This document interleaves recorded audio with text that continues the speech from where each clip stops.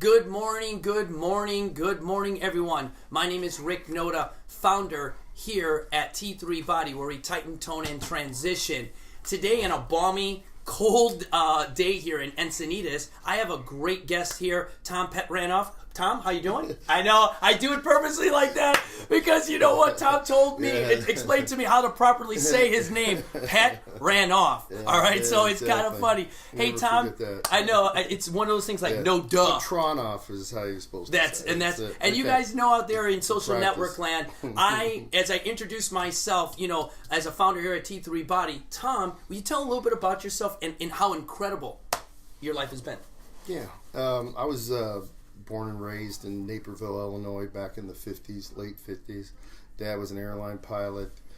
I was always into sports, you know, pitching, throwing since I was 5 or 6, and football up until high school. And then I got injured, had knee surgery, total left knee with no cartilage. Total meniscus. I mean, the foot was out to the side. Oh. And so I started swimming. Oh, nice. I was told that the best, you know, to rehab for that was swimming. So I knew the swim coach at the high school, and so I started training with him and started taking martial arts. Kung Fu was a type of karate, whatever, back in the day. Yep. And so that was kind of good too because I learned, you know, more discipline and body awareness, center of gravity, all that kind of stuff. And most athletes have a really good psoas. Yep. Yeah, exactly. Right? You know, because you know if you don't have good connection between the legs and the body whip and all that, it's hard to become a good athlete. And martial arts does a good way to do that too. It's kind of like even as a young buck, it establishes the discipline that's necessary. I think that I joke around as a civilian, they should do some form of martial arts because it's like going to a Marine Corps boot camp where it gives you that discipline in there. Right, it did. And it's nice. So now I'm a Midwestern guy. So yeah, just to move forward. I played quarterback, played pitcher, got a scholarship to Ball State University in baseball. Didn't like the coach, didn't like the school. There was a keg of beer every Thursday night up in the dorms, and how they ever let that happen is beyond me. That's a sports stars right there. And so I was in military school. Nice. The last part of my high school. And so I decided that my grade point average was like 1.8. 1.8. And my dad and mom divorced, and my dad moved out to Rancho Santa Fe and flew for American Airlines out of there. And so he said, "Come on out here and let's try Southern California," which for me was like, "Okay, Dad, I'm coming." You know? So I came out here in February of '77. Nice. And I went for my first day at Palomar College. I went for a baseball tryout. Was good enough to make the team, but they were already like halfway through their season in February. So as I'm walking back from that field, I see this guy throwing the javelin, and I being from Illinois and no javelin in high school, never seen it, and you know saw Bruce Jenner in the '76 Olympics, and the decathlon was kind of my first experience with the javelin. Yep. So I'm standing there for like 5 minutes trying to get the nerve to go up and say, you know, "Hey, can you show me how to throw this thing? It looks pretty cool." Yeah. And I did, and he told me to fuck off. Yeah, no. and he went out to get his javelins, and I was like, "Oh shoot!" I was like, "What did he say? You know, did he tell me to fuck off? Did he? Did it tell? Is that code for join the team? Is it, you know what I'm saying?" No, and there's this guy sitting about 10 yards from me, putting on his javelin shoes. And he goes, "Hey, dude, come here. Yeah, he's number 1 in the world. He's a French Canadian, and he's a dick. We all hate him." And I said, "Yeah, he's pretty good." Yeah. And you're right, he is a dick. He is a dick. Right? Yeah, he did that. So the bottom line is, all right, right there. Just keep going. Okay. Yeah. So as we're So he's showing me how to hold it and how to carry it, and I've been watching this Luke guy throw it for a while, and so I started to go out and throw it, and I was getting the hang of it, and this coach comes running out of the the locker rooms, fuming at the mouth. Why am I here? And meanwhile, the guy that was showing me had gone out to get the javelins, and I'm standing there by myself. And he's asking me, what are you doing? You can't be here. Yeah. I got a baseball cap on. I got baseball shoes, and the guy's Mark was his name. He's running back, coach, no, he's a student here. Yeah. He's a student. He's not just walked out of campus and and he doesn't want to play baseball. Nice. And so the next thing I know, I'm throwing a javelin the next day in a track meet in baseball. Get this kid signed up. Get his waivers. And I did this little karaoke, approach and threw almost 200 feet. Nice. Yeah, it was like they were thinking, okay, are you a Russian defector or really? Yeah, seriously. Never thrown the javelin. I said, no, I've never seen this thing before. So the coach comes out, and now I got a new, and I wanted to go after that guy. Yeah. He was kind of pissing me off. So the throws coach comes out, and he goes, look, I don't know a lot about javelin, but he does. Just do everything he does. Nice. Oh, nice. Good advice. Good advice. There you go. But I'd already started. Yeah, I'd already started watching them and trying to, get this thing down. Yeah. So anyway, for the next 6 weeks, I was like a shadow. Whatever he did, I was doing on the other side. He's doing medicine balls on that side. I'm on the other side doing medicine ball, copying every set. He knew what I was doing. Yep, he pretended like it. Yep. And there was a group of French Canadians that were down there, and we won the state championships, which was really the national championships that year. Yep. But because of me and the points that they didn't anticipate. So anyway, we get to the 4 weeks, and he says, oh man, I can't believe that you've thrown 72 meters. He's thrown 77, and you're looking at 230 feet. Right. He's thrown 250, and he's number 1 in the world, under 19, under 20. Under 20. Anyway, so he his coach says comes down for the Olympic coach for Canada, comes down. Doesn't talk to me, doesn't say hello for a whole week.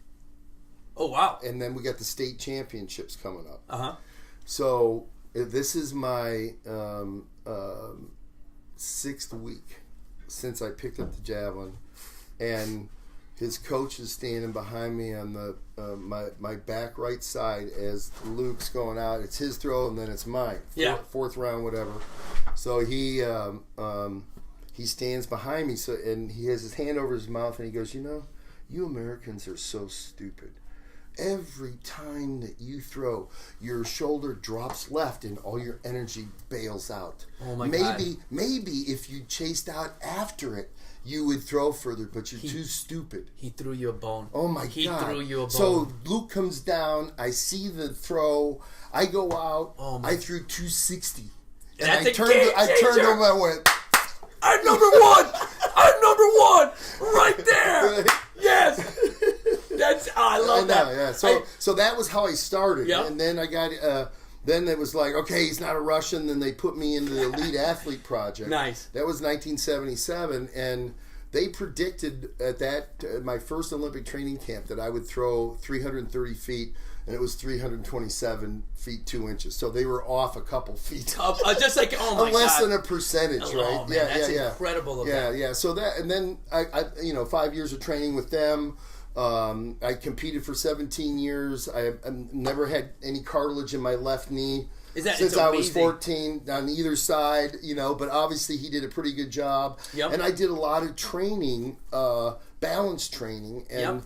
And what I learned was that I was throwing too much with my right side and not enough with my left side. Oh, cool. And I was like, I went to this chiropractor and he says, I'm like, okay. So he puts me on a scale.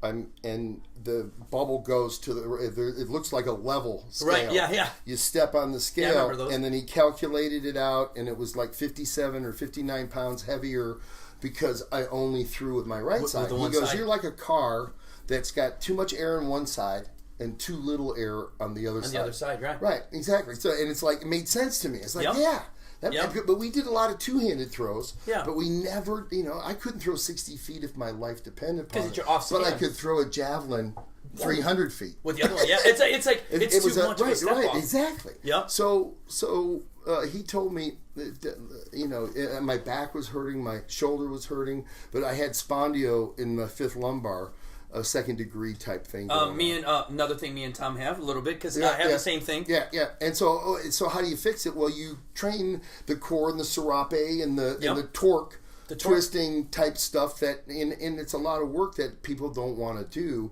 and it doesn't come overnight. It comes in millions. I'd say to people, I've done over 2 million medicine ball throws in my life. How many have you done? Right, and you wonder why I was never injured. Yep.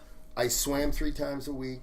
I developed this regimen of training and a mix of old school, middle school, and new school. Yep. Right. And that's the art of training, and it's kind of nice that you touch on a lot of the stuff, because just think about this. And out there in social network land, Tom was going to a chiropractor, okay, when they were considered ambulance chasers, when they were like, oh my God, these guys wouldn't let them in the Olympics. Yeah, they're quacks. They wouldn't let they're let them in the 80 Olympics. Oh, yeah, because they're this. Right. So, but now fast forward today's modern athlete. As a triathlete, it's a tool. I'm getting with my chiropractors, balancing on my bike, and it's funny the crossovers here. The crossovers of balance. When as a triathlete, we talk about pedaling too much with your right and too much with your left, and then sometimes you do single leg pedal drills and things like that. But it's so cool that the innovation and what you say is the same thing I do here is. You take a little, and I don't even call it old school. I call it the basics. Right. The basics. Right. When you go back to the basics, calisthenics, core strength. There's a statistic that I put out there. If someone can do 40 push-ups, they have a 96% chance of less heart disease. And you look at that back in the 50s and the 60s. I often say because of President Kennedy and some of the fitness revolution that was going on, you had a lot of more calisthenic-based things like that. You're doing more with less. Now we kind of get used to the compression socks and putting all this stuff on, and we're kind of like using too much modern technology. We're not getting back to the basics. Now, the other thing that I think is kind of cool is the innovation that you've had. Before we get to like what I call, you guys, he brought some toys, and you know me, I love to play with them. Is when you threw the javelin, all right, and you knew that you went from goalpost to goalpost, all right. At that point, because of your training and how you knew that you had actually thrown the javelin past its aerodynamic capabilities. So just tell everybody, were you like the Big Short, where you're telling everybody like this is going to happen, or you need to change this, or was it like immediately when they broke it, they said, remember they thought you were a Russian defector already? Yeah. No. How did they end up changing? Because they literally end up changing the policy almost a year or 2 years later. The rules. Yeah, the rules a year later. So I threw 327 feet in 83, and then in 84 in East German threw 340 feet. So the stadiums are 100 meters is the infield. So they were saying, okay, so if you're throwing 100 meters with a javelin, then we don't want it to become a spectator participation sport. Which means the javelin's going to go on your shoulder. That's what that means there. All right. Rounds going down range. Woo! All right. Anyway, so they moved the center of gravity forward 4 centimeters. They thickened the tail to make it less aerodynamic, and then the distances drop back into the 270, 280 foot, 85, 84 meter range instead of at 100. And now the biggest throws in the world are low 90 meters, 92, 93 meters. World records 98, but it was a one throw by a Czech, 15 years ago. Does it? But does if you look at, and let's look at sports right now, and just in general. To me, like they've made the NFL, they don't hit as much. I'm saying they want it's an offensive game. Yep. Do you think that changed? I mean, I'm gonna tell you my opinion that when there's nothing better, like in the 1999 Pan American Games, when I actually saw that, I think it's really cool the aerodynamics that go. Do you think it hurt the javelin by my not? Because I'd rather see it go longer versus shorter and more efficient. It's boring in efficiency, I guess. Yeah, I mean, it's like we were in an era where drug testing was at the beginning of its infancy. I've been drug tested 119 times. Yeah, me too. I'll tell you. Urine sample was my middle name in Europe. And and being an American, they're like, oh. Well, and it's not easy to sit there for 2 hours, especially if you competed and you're dehydrated. Oh, yeah. For you guys, Yeah. It takes a while to pee. Yeah, like after an Ironman, they're go, okay, pee. I'm like, really? Everybody's out at dinner, and you're sitting in a doping room like okay, this is great. Yeah. And you don't know what it is. It's random, too. So it's not like well, you they can do say whatever. it's random, but back in our day, that wasn't the deal. We were unfairly treated there. But anyway, so I think it didn't hurt as much as I thought it would. I think now the javelins are back to where they're closer to what the older ones were because of innovative engineering and that kind of stuff. And they can make javelins that can go really far, but it has to be in a certain condition at a certain angle and with the right, you know, and you can't dial up those things now. Right. So, but anyway, so and then when I was I went to South Africa and I was down there for 10 years. And first thing that we saw was that there was no track and field in the townships, and so that's when I started with my to teach kids on how to throw the javelin. So that's how your throwing zone athletics started. Right. Basically started in '91. I actually came back and to sell my house, and I stayed at my brother's here in Encinitas, and my sister-in-law had bought this thing called a javelin. And it was in a Target in the those bins. Yeah. And it looked like a big foamy rocket type of thing. I remember that. And I thought, oh my God, Patty, this is a great idea. And so she actually claims that she's the one that started this whole She's thing. the one that started. She planted the seed for you. Hey, you got your recognition. There it is, Patty. There it is. Your call out. Exactly. Nice. Encinitas. Patty from Encinitas first. So anyway, I found a manufacturer that could make it really was pool noodles before pool noodles. Yeah. And so if I had just known that a pool noodle was, because that's what they were, and it was like boogie board fin skin, and we had there was a lot of gluing going on and a lot of I felt like Bowerman, making his shoes in his garage. Right, exactly, with the waffle pointer. Yeah, right. That's what we did. The waffle and then they just didn't last long. They were great, to start with, and then it went through one model, then another model, and then another model, and then we're selling 10,000 or 15,000 of these things, but they break in still. And so I went through 7 different models before. This is the youth one. This is for elementary school, Special Olympics. There's 2 different sizes, 300 gram and 400 grams. So I went to some aeronautical engineers, and they came up with the design. The molds were like $70,000, $80,000.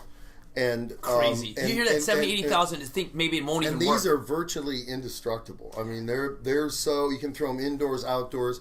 At the beach, that type of thing. And sorry to interrupt, Tom, but what I love is, when he brought these in, I'm like a kid in a candy store because I see different functionalities in this. But when I talk about quality goods, you guys, as a triathlete and as a Marine, I look for things that are tactically sound. And when I look at this, I want to break it. Maybe we could sell this to the military. Oh, I'm going to put some. Well, I was just going to tell you a story. He was talking. They unscrew. Yeah, he was talking about those. He was talking about those foam things. Yeah, he was talking about the foam ones. Yeah. I used to put bottle rockets in those things. So with me and my buddies, we would do is we'd light them up and we'd throw them at you, and they would blow up at you. So those things were like, so that was the original Scud missile. Right. So now this one here, this one's for middle school. This middle school. This is about you guys see it's about shoulder height right here. If I would stand up complete, I don't want to be off camera. But what I like about this, you guys, is I have some clients that suffer from shoulder injuries. I have some clients that also, when they do their golfers, their throwers, or this. Here's the other thing. It's a little bit different because now, like you talked about your martial arts and this, you have to create balance. That balance has to understand that if your elbow is out a little here, that javelin's going to go off. Right. And I love precision. And anything that, again, I was telling everybody, Tom, I went back to the firing range because normally as a Marine, they just say, get the job done. And if it has 4 steps, they don't care the order. But when you go to fire using a marksmanship, you always have to do it in order. 1, 2, 3, and 4, because you have a live weapon. So that's when I like things like this. You have to be methodical about using that step process. And I love that. Now, the one that I saw that you guys, when you brought in here, was the hammer. What is it called? How do you pronounce it properly? No, this is the turbo hammer. The turbo hammer. Oh yeah. So you guys, when I was sitting here, the beast, I was playing with it, and just like a typical individual, I was just using it from the handle here. Tom, in a second, said, dude, you could grab it like this, you could do it this, and then he says, because it's my own design, I can put this in half, I could do it for a small studio like I have here with low ceilings, and it's the versatility. But here's what I like, cutting edge. You guys, like, you come to my studio, I'm using different stuff. This is cutting edge technology that makes it fun. Because when you and I were talking in the back room, Tom is very similar in his, and I like you to talk about it, the training center where you train. It was a little bit bigger than mine, but tell me, you were telling me you did less with just whatever you had. You adapted. Tell a little bit about that, because I love those stories. Yeah, I mean, Cal State Northridge back in the 80s, they had a bowl of a stadium that was never put grass on or anything, and we had one weight room that had indoor and outdoor weights, and we had tires. That's where we came up with tires. Oh my, yeah. Tire training. And then sledge training was, a big part of my career. It's like, I've done over 2 million med balls, and I've done over 2 million sledgehammers. And you get good when you get to 200,000 or 300,000. And then you get really good when you get close to 1 million. And you just need that volume for that whole core, psoas core, serape bow whip that you get that you can't see. Right. When you watch us throw, it's like, we focus on the block, and then the stretch. You got to let the stretch reflex hit and then you got to kind of fire and forget. Yes, and then if you miss it, it hurts. If you hit it right, you don't remember what happened. Right, it just felt good. It just felt good, right. And that's one of the main things that I teach clients all the time. Is that trusted training. And once you've trusted that training, that muscle energy comes through. But you said, and it's really interesting that you said 1 million, you guys. Now, I often, in the military, we go 10,000 repetitions, but that's just to make it a habit. Right. It takes 1 million to 2 million to really create what I consider that performance athlete. And I just use the performance athlete name tag, because anyone can be a performance athlete in kind of what we do. Now, with all this being said, both of us are getting a little mature here, all right? And as we start to get mature, how do you think that your body has paid you back after all those years? You talked about low injury, and besides your meniscus, this. How do you think it's paid you back? Because you've led a great career, and you look great. He does not look how he's 20 years old. He just turned 21 last week, so he doesn't look like that at all. No. I mean, look I had 4 daughters, so I still have a little residual. Yeah, that is right there. Stress and stretch marks and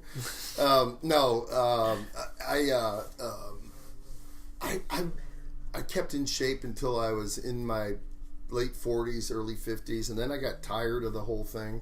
My wife doesn't want to hear about javelin. It's like, trust me, I get it. I'll leave the room if there's somebody wanting some coaching or whatever. It's like, and I got tired of it, so I got away from it a while. Got heavy, and running a business, and drinking beers, and not. I was used to nothing would stick to me. Right. Oh yeah.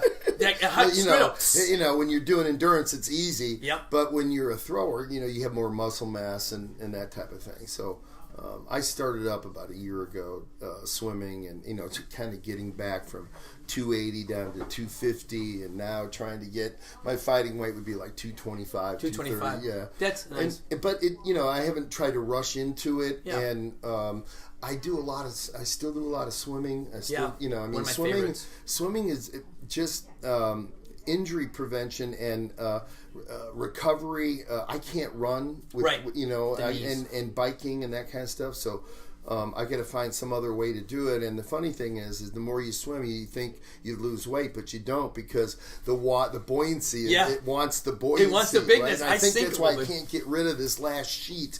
You know what I mean? Yeah. The funny thing is, like, you know, me and Armando, one of my wellness coordinators, that's one of the things that I miss is my daily swims. Yeah. So getting back into it, but I'm concerned because I am nice and lean right now, and this is maybe putting on a little bit of that buoyancy that would help. You know what I love about that, Tom, is that it's a little bit of everything. It's the formula I use here: frequency plus duration equals results. You know, you're not gonna.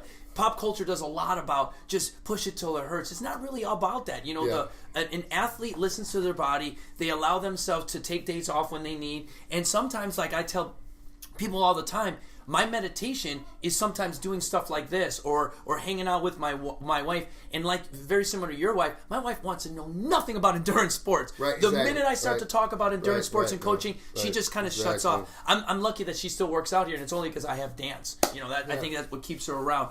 Now, just kind of to close this up, I like to kind of tell a little story that kind of puts this all together.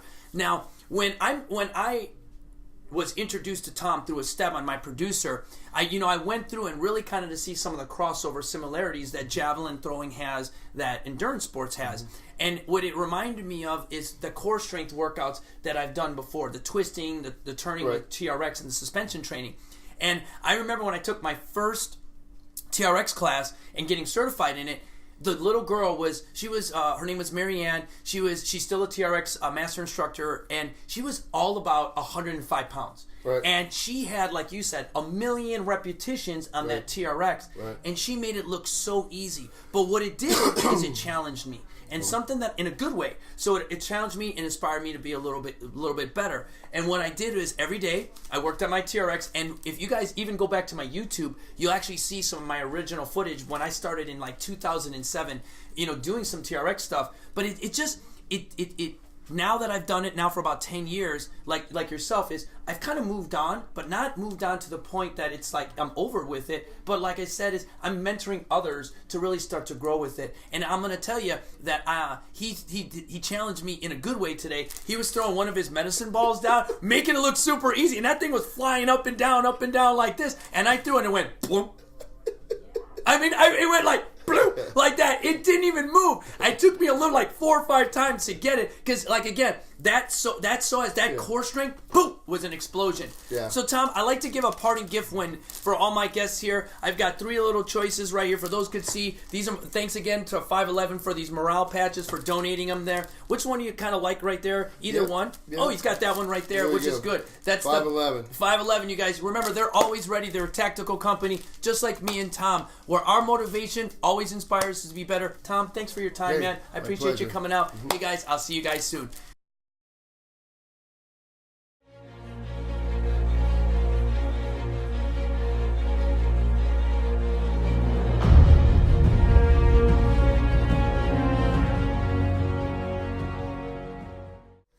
Hi, my name is Tom Petranoff. My company is called Throwing Zone Athletics. Our website is www.tompetranoff.com. Pet ran off.